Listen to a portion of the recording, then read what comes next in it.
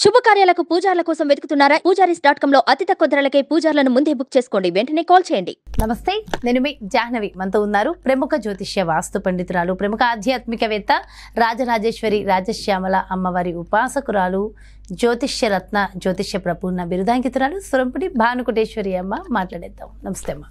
జై శ్రీరామ్. శ్రీమాత్రే నమః. శ్రీ గురుభ్యో నమః. అమ్మ, మంత్రబలం ఈ ప్రత్యేక కార్యక్రమం ద్వారా మనకున్నటువంటి ప్రతి సమస్యకి చక్కటి సొల్యూషన్స్ ఒక మంత్ర రూపంలో అందిస్తూ ఉన్నారు కదా. మరి ఇందులో భాగంగా ఐశ్వర్య అభివృద్ధి, ధనాభివృద్ధి, ఇది చాలా ముఖ్యం ప్రతి మనిషికి కూడా ఈ రోజుల్లో. అది కలియుగ మాయ కదా. అయితే ఇవి కావాలి, ప్రతినిత్యము మనకు ఎప్పుడు ఆనందంగా ఉండాలి అంటే ప్రతినిత్యము మనం ఆచరించే విధి విధానాలు అంటూ ఉంటాయి కదా. ముఖ్యంగా ఏ మంత్రాన్ని బలంగా పట్టుకోవడం వల్ల మనకి ఇలాంటి సౌఖ్యాలు లభిస్తాయి అంటారు? అంటే ప్రతినిత్యము మనం ఆచరించవలసిన ప్రత్యేకమైన విధి విధానాలు ఏమైనా ఉంటాయా? తప్పకుండా జాహ్నవి. పొద్దున్నే లేచిన దగ్గర నుంచి రాత్రి పడుకునే వరకు కూడా మనం కొన్ని పనులన్నీ క్రమబద్ధీకరించుకుంటాం. అంటే మంత్ర సహితంగా క్రమబద్ధీకరించుకుంటే కనుక డెఫినెట్గా అందరికీ కూడా ఒక ఆర్గనైజ్డ్ లైఫ్ అనేది, సిస్టమేటిక్ లైఫ్ అనేది తటస్థించడం జరుగుతుంది. అదేంటో ఇప్పుడు చూద్దాం.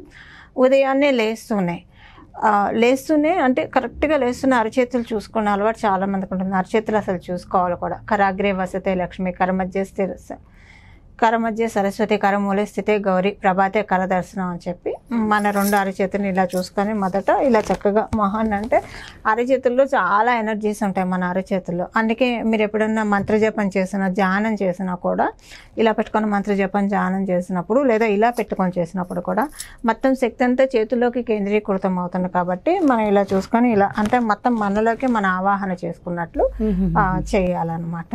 అదే ఉదయాన్నే లేస్తూ ఈ మంత్రంతో మనం మన రోజుని ప్రారంభించాలంటే పొద్దున్నే లేస్తూనే మనం లక్ష్మీ పార్వతి సరస్వతుల్ని కొలుస్తున్నట్టు మనకు అక్కడ లెక్కకు వచ్చేస్తున్నాయి. తర్వాత వెంటనే లేచిన వెంటనే హరే రామకృష్ణ అని అనుకోవడము, శ్రీరామ జయ రామ జయ జయ రామ, శ్రీకృష్ణ జయ కృష్ణ జయ జయ కృష్ణ, హరే రామకృష్ణ, ఈ నామాన్ని, ఈ శ్లోకాన్ని చెప్పుకోవడం, ఈ నామాన్ని చెప్పుకోవడం చాలా మంచిది. అయితే ఉదయాన్నే లేచిన తర్వాత బ్రష్ చేసుకునేప్పుడు చాలామందికి అంటే కాన్స్టిపేషన్ సమస్యలు ఉంటాయి, టీత్ ప్రాబ్లమ్స్ ఉంటాయి, ఇలా రకరకాల ప్రాబ్లమ్స్ ఉంటాయి కదా. ప్రతిరోజు ఈ మంత్రంతో కనుక చేసుకుంటే కనుక అవన్నీ కమ్ డౌన్ అవుతాయి. సో ఉదయాన్నే లేవంగానే అందరు చేసే పని టాయిలెట్కి వెళ్ళడం కదా. ఫస్ట్ అయితే ప్రయారిటీ ఎవరికైనా అదే ఉంటుంది. టాయిలెట్కి వెళ్ళినప్పుడు కేశవాయ నమః అనుకుంటూ టాయిలెట్ చేయాలి. అది మీరు ఏదైనా అవ్వచ్చు, 1 అవ్వచ్చు, 2 అవ్వచ్చు. అలా చేస్తూ ఉండడం వల్ల మన జఠరంలో ఉండేది వైశ్వానరుడు మన శరీరంలోకి చేరిన ఆహారం అంతా పచనం చేస్తారు. ఎక్కడ మన థాట్ ప్రాసెస్లో ప్రాబ్లం వస్తుందంటే జాహ్నవి, మనం తీసుకున్న ఆయుర్వేద శాస్త్రం కూడా చెప్పే మాట ఇదే. ఎవరైతే కడుపులో తీసుకున్న ఆహారం పూర్తిగా పచనం అవ్వకుండా మళ్ళీ కొత్తగా ఆహారాన్ని వేయడో వాడు పరిపూర్తి ఆరోగ్యవంతుడని ఆయుర్వేద శాస్త్రం చెప్తుంది. అంటే కడుపు అడగాలి, ఆకలిస్తుంది అని చెప్పి. సో కడుపులో ఏం లేదు, ఖాళీగా అని మనకి తెలుస్తుంది, ఆకలిస్తుంటే తెలుస్తూ ఉంటుంది కదా. అప్పుడు తీసుకోవాలి. మన బాడీ మనల్ని అడగాలి, నాకు ఆహారం కావాలి, శక్తి కావాలి, అప్పుడు తినాలి. ఇదంతా జరగడం వల్ల ఒక్కొక్కసారి తీసుకున్న ఆహారం డైజెస్ట్ అవ్వకపోతే అది కొవ్వు రూపంలో పేరుకుపోతుంది. ఆ కొవ్వు ఏం చేస్తుంది, బ్యాడ్ టాక్సిన్స్ని క్రియేట్ చేస్తుంది. బ్యాడ్ టాక్సిన్స్ వల్ల ఏమవుతుంది, మన మనస్థితి అనేది కండిషన్ తప్పేస్తుంది. సో చంచలంగా ఆలోచిస్తూ ఉంటాం, మనశ్శాంతి ఉండదు, ఇలాంటివన్నీ కూడా మనకి జరుగుతూ ఉంటాయి. ఇవన్నీ లేకుండా ఉండడానికి, అసలు తీసుకున్నట్టు డైజెస్ట్ అవ్వడానికి మన ఎక్సర్సైజెస్, వేడి నీళ్ళు తాగడం, ఇలాంటి మన ప్రయత్నాలన్నీ మనం చేస్తూ కాస్త మధ్యలో జీలకర్ర, వాము ఇలాంటివి తింటూ, దాంతోపాటు భగవత్ సహకారం. టాయిలెట్ వెళ్ళినప్పుడు కేశవాయ నమః, కేశవాయ నమః, కేశవాయ నమః అనుకుంటూ, మనసులో అనుకోవాలి, పైకి అనకూడదు, అనుకుంటూ టాయిలెట్ చేయడం వల్ల, అలా రోజు చేస్తూ ఉండడం వల్ల ఇండైజెషన్ ప్రాబ్లం అనేది కమ్ డౌన్ అవుతుంది, మలబద్ధకం అనేది తగ్గిపోతుంది, రాగరాగలు తగ్గిపోతుంది. అలానే మనం బ్రష్ చేసుకునేప్పుడు శ్రీహరయే నమః అనుకోవాలి. శ్రీహరయే నమః, శ్రీహరయే నమః అని మనసులో అనుకుంటూ బ్రష్ చేసుకోవాలి.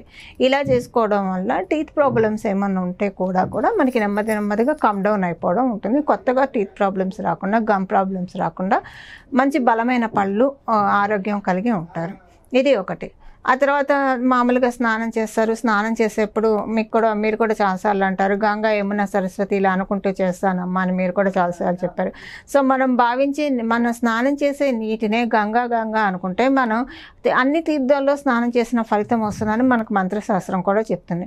అలా అనుకుంటూ స్నానం చేయాలి. స్నానం చేసిన తర్వాత పూజ చేసుకుంటాం. సో వంట చేసేప్పుడు స్నానం అయిపోయిన తర్వాత పూజ అయిన తర్వాత వంట చేస్తాం కదా. సో టిఫిన్ చేస్తారా, అన్నం వండుతారా, ఏం చేసినా సరే అన్నపూర్ణ అమ్మవారిని ధ్యానించుకుంటూ వంట చేయాలి. ఇంకా వేరే ఆలోచన రాదు. శంకర ప్రాణవల్లభ అని చెప్పి అది లేదు, ఇది శ్లోకం ఏం తెలియదు, అన్నపూర్ణ అన్నపూర్ణ అన్నపూర్ణ అనుకుంటూ అయినా చేయొచ్చు. అన్నపూర్ణ అయ్యే నమః, అన్నపూర్ణ అయ్యే నమః, అన్నపూర్ణ అయ్యే నమః అనుకుంటే అయినా వంట చేయొచ్చు.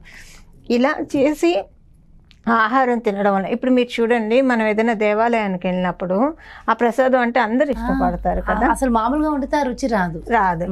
ఎందుకు ఆ రుచి వస్తుందో చెప్పన జానవి, ఆగమ శాస్త్రాన్ని అనుసరించి ప్రసాదం చేసేప్పుడు వాళ్ళు కొన్ని మంత్ర ఉచ్చారణలతోటి ఆహారాన్ని వండుతారు. అలా వండింది కాబట్టి మీరు ఏ గుడి ప్రసాదం తీసుకున్నా సరే, సపోజ్ చక్కెర పొంగల్ ఇష్టం లేని వాళ్ళు కూడా గుడికి వెళ్ళేప్పటికి ఇష్టంగానే తింటారు. సో ఏది ఇష్టం లేకపోయినా గుడి దగ్గరికి వచ్చేప్పుడు గుడి ప్రసాదం అంటే అందరు ఇష్టపడతారు.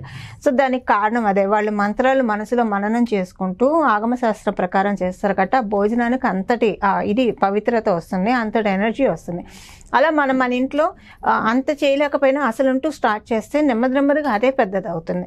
అన్నపూర్ణామో అని, ఎందుకంటే అన్నపూర్ణామో వారి దయ వల్లే మన శరీరం నిలబడుతుంది. నేను మీతో మాట్లాడుతుంటే మీరు నా మాట ఆలకించగలిగే ఓపిక మీకుందన్నా, మీరు నాతో మాట్లాడుతున్నారన్నా మాట్లాడే శక్తిని, ఆలకించే ఓపికని, అసలు ఇక్కడ దాకా వచ్చే శక్తిని మనకిచ్చేది అన్నపూర్ణ అమ్మవారు. కాబట్టి అదొక రెస్పెక్ట్ అనమాట. వండేప్పుడు మీరు చూడండి, ఒక 11 రోజులు అన్నపూర్ణదేవి నామస్మరణం చేస్తూ అన్నం వండండి, టిఫిన్ చేయండి, కాఫీ ఇస్తారా, బూస్ట్ కలుపుతారా, హార్లిక్స్ కలుపుతారా, ఏదైనా సరే పొయ్యి మీద దగ్గరికి వెళ్ళినప్పుడు అన్నపూర్ణ అమ్మవారిని తలుచుకుంటూ చేస్తే ఆహారం పవిత్రం అవుతుంది. ఇంట్లో ఒక 11 రోజుల తర్వాత నుంచి ఇంట్లో ఒకవేళ వాళ్ళు మనశ్శాంతిగా లేకపోయినా, లేకపోతే చిటికి మటికి విసుక్కునే వాళ్ళైనా సరే అది తగ్గిపోతుంది. తగ్గిపోయి ప్రశాంతంగా, ఎందుకు అరుస్తున్నాను ఇప్పుడు వాళ్ళే ఆలోచిస్తారు, అసలు వ్యాలిడ్ పాయింట్ లేదా, అసలు అరవడం ఎందుకు, ఇలా కూడా చెప్పచ్చు కదా, అన్నిటికీ అరవాలా అని వాళ్ళకే అర్థమవుతుంది. ఇలాగ అన్నపూర్ణ అమ్మవారి నామస్మరణ చేస్తూ శాంతిగా అందరు ఇంట్లో ఉన్న వాళ్ళందరూ కూడా శాంతిగా ఉంటారు. ఆ ఇంటికి వెళ్ళినప్పుడు చూస్తే దేవాలయం లాగా అనిపించాలి, అలా ఆ ఇల్లు అనేది అవుతుంది. మనము ఇల్లు అది చిమ్ముకునేప్పుడు కూడా, ఇప్పుడు ఇల్లు చిమ్మడం అనేది, క్లీన్గా ఉంచుకోవడం అనేది శ్రీలక్ష్మి అమ్మవారికి ఇష్టమైన పని కదా. అందుకని శ్రీలక్ష్మి అమ్మవారి ప్రీతి కొరకు, మన శుభ్రత కొరకు కూడా మనం చేస్తున్నాం కాబట్టి అది కూడా అమ్మవారి పూజ. ఇల్లు శుభ్రం చేసుకోవడం కూడా, మీరు బూజులు దులుపుతున్నా, ఇల్లు చిమ్ముతున్నా, ఇల్లు తుడుస్తున్నా, శ్రీలక్ష్మి ప్రదం శ్రీలక్ష్మి ప్రదం శ్రీలక్ష్మి ప్రదం అనుకుంటూ చేస్తే కనుక డెఫినెట్గా అమ్మవారు అంటే అమ్మవారిని బొట్టు పెట్టి మనం పిలుస్తున్నట్టు, రావమ్మ మహాలక్ష్మి నీకోసమే నేను ఇదంతా చేస్తున్నానని చెప్పి చేయడం అనమాట. ఇలాగ భోజనం, మీరు ఆఫీస్కి బయలుదేరతారు, లేదా స్కూల్కి వెళ్తారు, లేకపోతే కనుక వ్యాపార స్థలానికి వెళ్తారు, లేదా ఎక్కడికైనా వెళ్ళొచ్చు. ఇంటిలోంచి బయలుదేరింది మొదలు నమో భగవతే వాసుదేవాయ, నమో భగవతే వాసుదేవాయ, నమో భగవతే వాసుదేవాయ అని స్మరించుకోవాలి. రోజులో ఏదైనా టెన్షన్ వచ్చిందనుకోండి, వచ్చినప్పుడు భజే వాయుపుత్రం భజే వాయుపుత్రం భజే వాయుపుత్రం అనుకుంటే, అలా అనుకోవడం వల్ల ఆ టెన్షన్ అంతా ఆయన మటుమాయం చేసేస్తాడు అనమాట. మొత్తం టెన్షన్ అంతా వెళ్ళిపోతుంది. భోజనం తీసుకునే సమయం, మీరు టిఫిన్ తిన్నా, భోజనం తిన్నా, భగవంతుడిని స్మరించుకోవడం ఒకటి.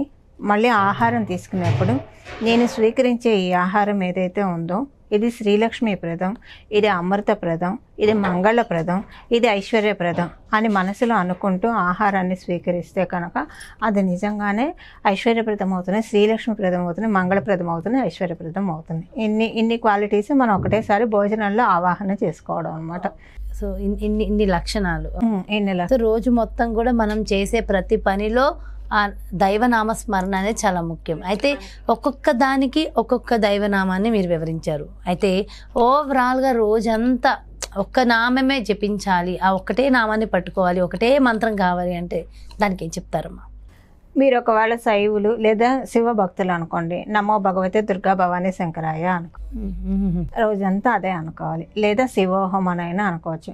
ఒకవేళ శాక్తేయులు అమ్మవారిని ఎక్కువ ఉపాసిస్తారు అనుకోండి, సర్వమంగళ మాంగళ్య అనే శ్లోకాన్ని మనసులో అనుకోవాలి. శ్రీం గౌరీదేవి నమః, శ్రీ మాత్రే నమః ఇది అనుకోవాలి. వైష్ణవులు అనుకోండి, నమో భగవతే వాసుదేవయ్య లేదా నమో నారాయణాయ ఇదైనా సరే అనుకోవచ్చు. ఏకంగా ఎప్పుడు ఒకటే నామం అంటే కనుక అన్నిటికీ మనకి గురువే అధిదైవం కాబట్టి, ఎందుకంటే బ్రహ్మ విష్ణు మహేశ్వరులు వీళ్ళు మనని అంటే ఒకవేళ వీళ్ళ కోపానికి మనం గురైనా మనల్ని రక్షించేది గురు భగవానుడే కాబట్టి శ్రీ గురుదత్త, జై గురుదత్త, శ్రీ దత్తం శరణం మమ అనైనా రోజంతా అనుకోవచ్చు. లేదా దత్తం భజే, గురు దత్తం భజే, అత్రి అనసూయ పుత్ర దత్తం భజే ఇదైనా అనుకోవచ్చు. ఇది అనుకుంటే కూడా చాలా బాగుంటుంది జాహ్నవి.